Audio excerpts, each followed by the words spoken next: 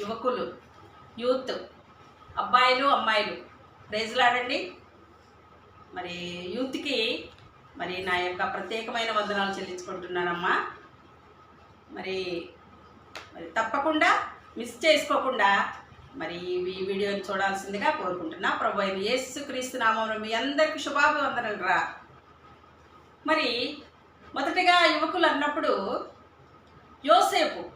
యోసేపు మరి ఆదికాండము 39:9లో యోసేపు గారు, మరి దావీదు గారు, సంసోను, దానియేలు వీరందరూ గుర్తొస్తారు కదమ్మా.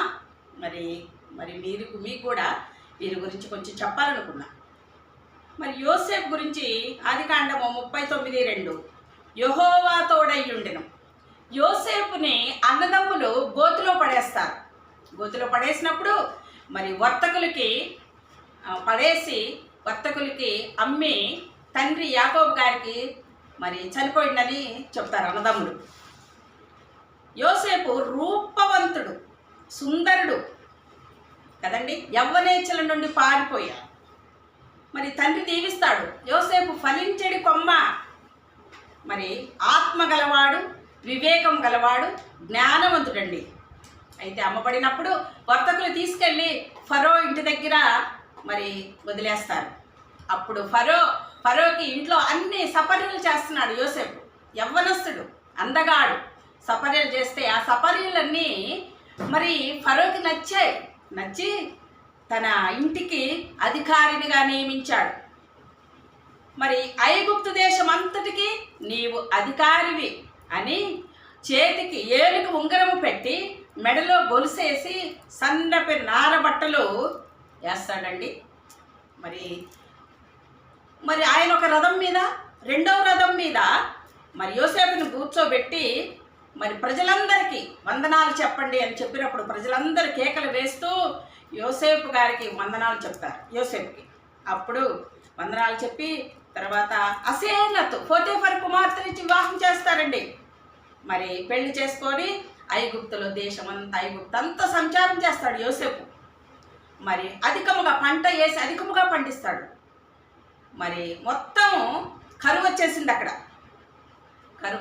ఐగుప్తుల కరువు వస్తే యోసేపు మాత్రం పంట పండించి ఇసుక రేణువులంతా ఆహారాన్ని పోగేస్తాడండి. అన్నలు కరువుతో మరి వచ్చినప్పుడు అన్నలకి చూసి ఏడ్చి భోజనం పెట్టి మరి వాళ్ళ డబ్బులు వాళ్ళ సంచిలోనే పెట్టి ధాన్యం అంతా నింపి పంపిస్తాడు. తర్వాత యోసేపుకి 2 కుమారులండి. నా కష్టాలన్నీ పోయినాయి, నా కష్టాలన్నీ తీరి నేను గుర్తుగా మనష్షే ఎఫ్రాయిం అని పేరు పెడతాడు కదండి. అన్నదమ్ములు చంపాలని కూడా చూస్తారు. అలాంటి అన్నదమ్ములకు భోజనం పెడతాడండి. తండ్రి దహన సంస్కారాలలో పాల్గొని మరి దేవునికి నమ్మకస్తుగా ఉన్నాడు.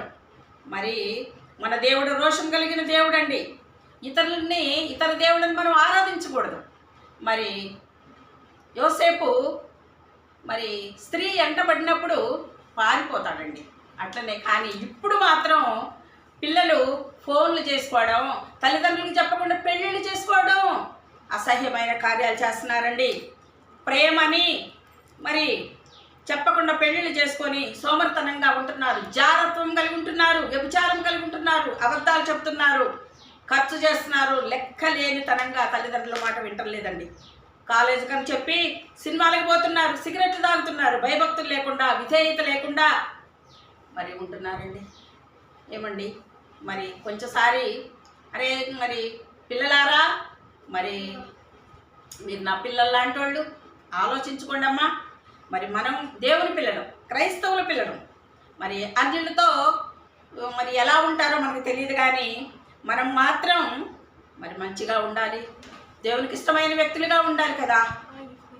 మరి నీ మనసుని ద్వితీయోపదేశకాండము 4:10 నీ మనసును జాగ్రత్తగా కాపాడుకో, ఏ విగ్రహారాధనకి వెళ్ళొద్దు, నేను అద్వితీయ దేవుడును, నేను మీ దేవుడును, మీరు నా పిల్లలు. పూర్ణ హృదయంతో పూర్ణ ఆత్మతో మరి ప్రేమించాలి. ఆజ్ఞలన్నీ నీ హృదయంలో ఉంచుకోవాలా.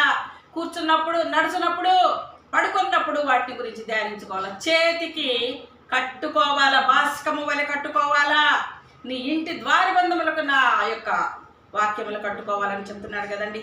తూచా తప్పకుండా మనం దేవుని ఆజ్ఞలు మనం పాటించాలి. 10 ఆజ్ఞలు మనం పాటించాలండి. నీ దేవుడైన యెహోవా మాట జాగ్రత్తగా వినుము. ద్వితీయోపదేశ కాండము 15. మీరు విరినట్లయితే ఆశీర్వాదాలు మీ దగ్గరకు వస్తాయి, మీలో పేద వారసులు ఉంటారంటున్నాడు. ఎంత మంచి మాట అండి. మనం ప్రభువుని వెతకి మరి ఆయన ఆజ్ఞలు పాటించినట్లయితే మనం పేదవారిగా ఉండము, అప్పిచ్చేవారిగా ఉంటాము కానీ అప్పు చేయము. అనేక జనములకి మనము మరి మాదిరికరంగా ఉంటాము. ప్రియమైనటువంటి వారులారా, మరి ప్రభు మాట విందాము. తల్లిదండ్రులకి విధేయించి తల్లిదండ్రుల చేసిన వివాహాల్ని, మరి పరిశుద్ధ వివాహాల్ని మరి మనం చేసుకోవాలండి. మరి వేరే అన్యులను చేసుకోకూడదు. చూడండి, ఇస్సాకు మరి కుదిరించిన పెళ్లి చేసుకున్నాడు, తండ్రి చూసినటువంటి పెళ్లి చేసుకున్నాడు, పరిశుద్ధ వివాహం చేసుకున్నాడు రిబ్కాని కదండి. మరి చేసుకొని చాలా ప్రార్థనాపరుడుగా మరి భక్తిపరుడుగా మరి ఇస్సాకు అబ్రహాముకి ఎంతో ఇదిగా ఉన్నాడండి. ఒక చిన్న పాట పాడుకుందాం. జీవితమంతా సర్వము నీవే ఓ నా యేసయ్యా, నా గానము ప్రాణము గమ్యము నీవే ఓ నా యేసయ్యా. ఉదయము లేచిన పెదవుల పైన నీవే యేసయ్యా, నిద్రిస్తున్న మనసులో నీవే ఉన్నావేసయ్యా. నడుస్తూ ఉన్న నడకలో నీవే ఉన్నావేసయ్యా, కూర్చొని ఉన్న శ్వాసలో నీవే ఉన్నావేసయ్యా. యేసు నామం జై జై జై, క్రీస్తు నామం జై జై జై.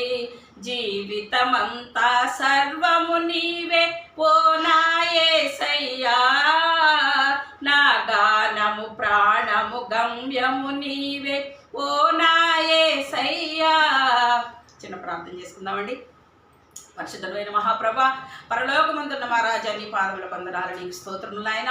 ఎంతోమంది యువతీ యువకులు ప్రభా వివాహములు కాకుండా నాయన మళ్ళీ తల్లిదండ్రులు బాధపడుతున్నారు తండ్రి. తగిన సంబంధాలు చూసి పెట్టండి ప్రభా. అయ్యా 30 సంవత్సరాలు దాటినా కానీ పిల్లలకు వివాహాలు కావట్లేదు ప్రభా. మరి యవ్వనస్తులు వివాహం చేసుకొని మీరు బిడ్డలను కనాలని నీ వాక్యం చెబుతుందిగా ప్రభా.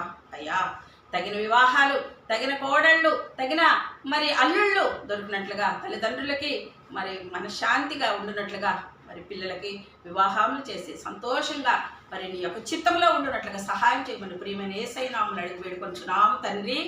ఆమేన్. షేర్ చేయండి, సబ్స్క్రైబ్ చేయండి, లైక్ చేయండి, ప్లీజ్ మర్చిపోవద్దండి. Thank you very much. ఏమ్మా మీకే దేని గురించి అయితే మెసేజ్ కావాలో అది నన్ను అడగండి, కామెంట్ చేయండి, నేను ఆ మెసేజ్ మీకు అందజేస్తాను. మళ్ళీ థ్యాంక్ యూ వెరీ మచ్ అమ్మా.